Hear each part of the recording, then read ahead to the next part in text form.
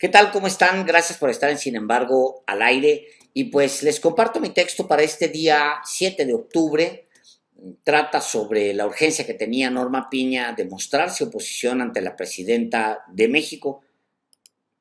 Pues está bien, qué bueno. Este texto lo dedico a Ifigenia Martínez, quien falleció apenas en la noche del sábado, mujer digna de izquierda. Y mi texto se llama Norma Piña o el fango hasta la cintura y dice lo siguiente. Le surge que Claudia Sheinbaum le dé un golpe a la Suprema Corte, así sea con la ley en la mano, para llamarla autoritaria. Se desviven por encontrar el dato que pruebe que es un títere de Andrés Manuel López Obrador, porque de esa manera le abollan el honor de ser la primera mujer jefa del Estado mexicano y comandanta suprema de las Fuerzas Armadas. Desean detener la reforma judicial, pero si no pueden harán lo que sea para que fracase. Intentan, de hecho, que México fracase, que el peso se devalúe, que se caiga la economía, que la violencia continúe, que el Tren Maya choque y que al interoceánico le caiga un terremoto o un huracán atípico porque odiaban al presidente y porque odian a la presidenta y quieren venganza por los años que han quedado lejos del presupuesto y los privilegios. El odio irracional que los mueve es el que condujo a los líderes de la oposición a bloquear cualquier iniciativa de López Obrador en el Congreso, aunque implicara privar de ayudas a los de más abajo. Y por ese odio unieron al PAN, al PRI, al PRD en una sola fuerza electoral sin haberles construido una justificación y sin un plan para ganar elecciones. Y sin proyecto de nación, sin demostrar siquiera para qué querían regresar al poder, fueron perdiendo posiciones hasta ser reducidos a una fuerza marginal cada vez más oscura y más llena de amargura. Las élites que movieron los hilos del país durante décadas, que justificaron el fraude de 1988 y luego el de 2006, que aprobaron la entrega de los bienes nacionales a unas cuantas familias que se volvieron estúpidamente ricas, las mismas élites que pintaron flores al neoliberalismo al tiempo que la pobreza y la desigualdad aumentaban, las élites mediáticas, económicas, culturales, académicas e intelectuales que impusieron a Xóchitl Gálvez sin un plan electoral y solo por el deseo de venganza, son las mismas que ahora movilizan a Norma Piña en la Suprema Corte. La aconsejan, le marcan el ritmo. Y Norma Piña parece no entender que esas mismas élites que la asesoran vienen de hundir a los partidos políticos que ahora son oposición. Parece no entender que los que la llevan al abismo antes llevaron al PRI, al PAN y al PRD al mismo abismo. Y aún así le sigue el paso, se deja guiar. Contra toda lógica, la ministra parece ignorar que aun si se lograra lo imposible, que es detener la reforma constitucional relacionada al Poder Judicial, ella dejará la presidencia de la Corte en 2 años, pero antes irá perdiendo el poder en cámara lenta, como quien pierde un brazo o una pierna.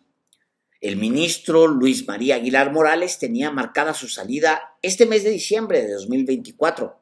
El ministro Jorge Mario Pardo Rebolledo dejaría el cargo en febrero del 2026 si la reforma judicial se atorara, y los ministros Alberto Pérez Dayán y Alfredo Gutiérrez Ortiz Mena concluirían en 2027. Y ella misma, Norma Piña, tendrá que entregar la presidencia de la Corte en diciembre del 2026. Aún así, Norma Piña se monta en un caballo y saca una espada para enfrentar al monstruo que le dibujan las élites. Pero el caballo es de palo y la espada es de hojas secas y su futuro no es el que ella piensa. No ve para los lados, no comprende que lo mismo le hicieron a Xóchitl Gálvez o no parece importarle que muy pronto acabará su borrachera y las borracheras siempre acaban en jaqueca. No parece entender que frente a ella hay un espejo y en ese espejo se reflejan Jesús Zambrano, Marco Cortés, Alejandro Moreno Cárdenas, Enrique Krause, Héctor Aguilar Camín y otros, decrépitos y derrotados, cada vez más oscuros y más llenos de amargura. En ese espejo está Claudio X González, un junior que ha llevado a la oposición al abismo y la sigue empujando hacia abajo. Norma Piña no esperó ni 2 días y casi al instante le dijo a la nueva presidenta de México que sería oposición. Se subió al caballo de que todos vemos que es de palo y se sacó una espada que todos identificamos como un puñado de hojas secas. La ministra no entiende que no entiende. No parece importarle que cada intento por hacer trampa la hunde y como es la presidenta de la Corte y de la Judicatura, arrastra en el fango del desprestigio a lo que queda del Poder Judicial. Desde que México es nación independiente y desde antes, se entiende, las élites han hecho todo para dejar a las mayorías fuera de la toma de decisión, empezando con lo electoral. De tajo, la mitad de la población estuvo marginada del derecho al voto hasta las elecciones federales de 1955, cuando por primera vez acudieron las mujeres a las urnas. Y la historia posterior ya la conocemos: fraudes electorales, la proscripción de partidos de izquierda, la persecución, la represión y el hostigamiento con el aparato de Estado a quienes pensaran distinto o plantearan una alternativa distinta al grupo en el poder. A la cerrazón del PRI en los derechos más mínimos, como votar libremente, vinieron la tortura, la desaparición forzada y el asesinato. No se olvida. Y hablo solo de la cerrazón política, y no en el término más amplio de la democracia. Hablo solamente de lo electoral, del derecho reducido y acotado de salir a votar a quienes te representan. Ni siquiera me refiero al reparto justo de los recursos nacionales y el reparto de las oportunidades para crecer y desarrollarse, que tendrían que ser parte de lo que debemos concebir como una sociedad democrática. Lo recuerdo ahora que volteo hacia la Suprema Corte y hacia el paro todo pagado de los trabajadores del Poder Judicial que concitan las simpatías de apenas un puñado.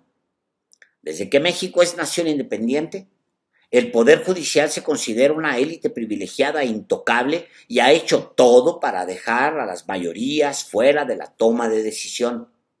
Los juzgadores se eligen entre sí, se supervisan entre sí y se castigan entre ellos mismos si es que se castigan.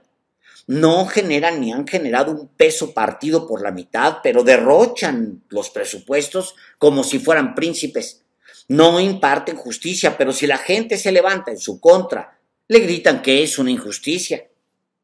El reciente empoderamiento de las mayorías explica por qué las élites les tienen tanto miedo y las dejan fuera de la toma de decisión. Las élites sabían que ningún mexicano, por decisión propia, iba a querer mantener a un poder opaco y arrogante como el judicial. Por ejemplo, la politización iba a llevar necesariamente al reclamo abierto: fuera, fuera, fuera el Poder Judicial. Los jueces son arrogantes, corruptos, antidemocráticos y mañosos. Y cada vez que la ministra Norma Piña se saca una nueva treta para intentar boicotear la reforma judicial, que ya es constitución, confirma que son arrogantes, corruptos, antidemocráticos y mañosos. Y la presidenta de la Corte le echa un puñado de tierra a su propia tumba y a la tumba del Poder Judicial que conocemos cada vez que se le descubre que tiene encuentros privados con los poderes de facto, que son como los juzgadores mismos, arrogantes, corruptos, antidemocráticos y mañosos. El destino de Piña y de su séquito está echado. No hay manera de que evadan su encuentro con la historia. Las élites que tanto la adulan y adulan a las y los ministros que la acompañan no podrán mantener sus privilegios. Los van a perder como sea. ¿Es en 1 año o es en 2? Los perderán, pero parecen no darse cuenta. Piensan que pueden decir azul aunque sea rosa, o rosa aunque sea azul, e imaginan que la gente se los cree y que si no se los cree, no abrirá la boca. Dicen que vivimos una dictadura, pero nadie ve las tanquetas en las calles o las bayonetas desfilando en el barrio. Dicen que se va a acabar el equilibrio de poderes cuando ese poder corrupto que tanto defienden siempre sirvió a los intereses del presidente en turno. Acusan que se instaura una monarquía en México, pero corren a España a refugiarse en los brazos de una monarquía corrupta. Dicen que los gobiernos de izquierda acabaron con la libertad de expresión y todavía no documentan un solo caso de un periodista que haya sido despedido por órdenes de la presidencia. Los defensores del narcotraficante Genaro García Luna acusan que vivimos bajo la tiranía de un narcogobierno. Y luego se preguntan por qué pierden elecciones. Y luego se preguntan por qué en apenas una década fueron expulsados del Congreso, del gobierno federal y de los gobiernos locales. Y luego se preguntan por qué su voz ya no es la voz definitiva ni su influencia es la misma que tenían, por ejemplo, con Felipe Calderón o con Enrique Peña Nieto, o más atrás, con Vicente Fox, con Ernesto Zedillo, con Carlos Salinas de Gortari, etc. Son élites que dominaron la prensa de México durante décadas. Los que defendieron desde los medios el fraude de 1988 y luego el de 2006 y que usaron su voz para defender la entrega de los bienes nacionales a unas cuantas familias. Son los que nos vendieron el neoliberalismo como la fórmula contra la pobreza y la desigualdad y luego escondieron la cabeza cuando aumentaron los pobres y los ricos se hicieron más ricos, estúpidamente ricos, groseramente ricos. Las élites mediáticas, económicas, culturales, académicas e intelectuales que impulsaron a Xóchitl Gálvez como candidata asesoran ahora mismo a Norma Piña y cualquiera podría preguntarse si la ministra no se da cuenta hacia dónde la llevan, si no ha leído las noticias de los últimos años, si no se ha dado cuenta que la fuerza ciudadana a la que se resiste fue capaz de romper con la derecha que nos gobernó durante un siglo y es capaz de romper con las élites que manipularon el país durante un siglo.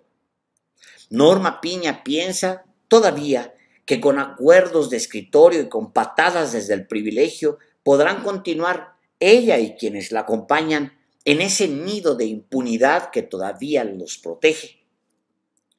Les urge a ella y a sus asesores que Sheinbaum le dé un golpe a la corte para llamarla autoritaria y les urge mostrar datos de que vivimos una dictadura porque odian a la presidenta y quieren que ella pague su desventura. No entienden que no entienden y no parece importarles que cada intento de hacer chapuza los hunde más porque pelean parados en un pantano y con el fango hasta la cintura. Gracias.